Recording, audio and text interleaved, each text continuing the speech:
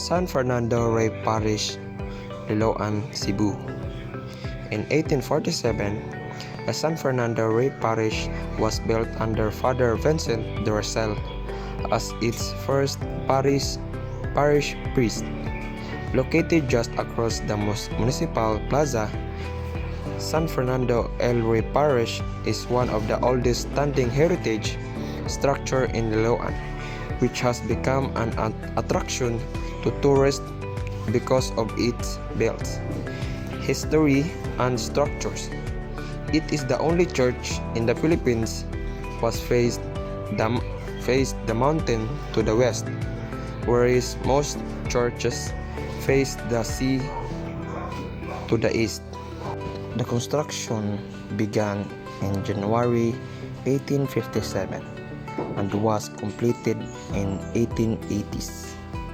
The church was built under Father Vincent Duracell, the first parish priest. Dedication. The church is dedicated to Saint Ferdinand III of Castile. The architecture.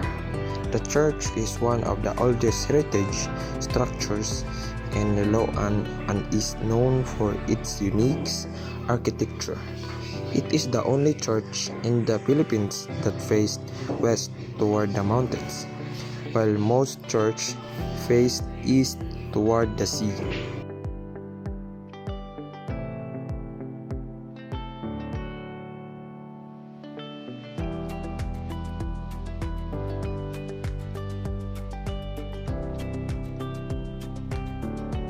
Sa tradisyon nila sa pangsupay lain yung naagtan ng tradisyon. Pero panitite, buko rin yung ilang iba kada tuig festival. Hanggang sa masih dili na diri nagsubo diyan no. Sa naabtan sa panahon nimo yan, sa mga naabtan mo na nausab na karon. Ganyan mga atog na to. Pero ang kanhi diri unsa man siya na kanang Pinto na, pinto na. pero gigamit gyud po ni siya karon. Nalaya ko mga Awara sila nagkuan. Ikaw mo na si kuan si bahal sa una ba? Ano nakaraan? Ikabi sila. Nainipis kami na. Sa unsa man puy ka nang nga di mo nakalimtan ang tabo diri sa Liloan nga. Kuan lang.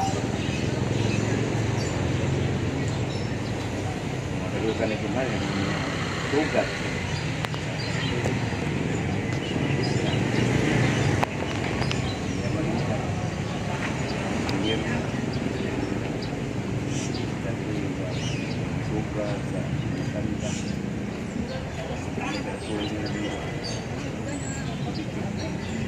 Na ba kayo naibawaan nga historical landmark diri sa Liloan?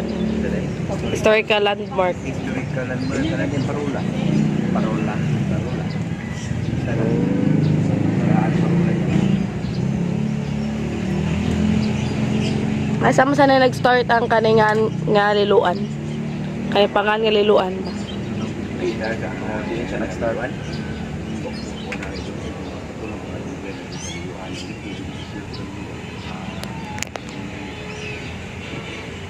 Di mau tahu ya, selamat. Selamat.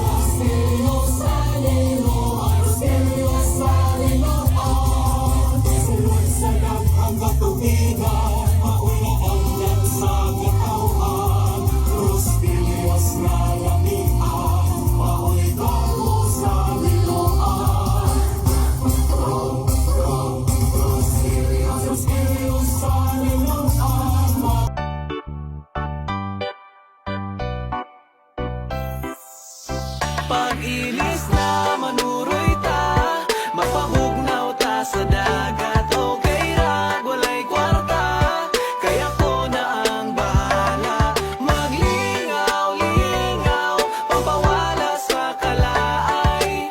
Dumpling sa bye-bye, shotting tayo. Tara ali, nagtapok na sad mi karon tambala natong kasubo luyo ani nga panahon nga daghan og problemang niabot aning tuiga. Maong magpabugnaw lang usa mi diring dapita bisan tuod nga stress ta dili magpadala.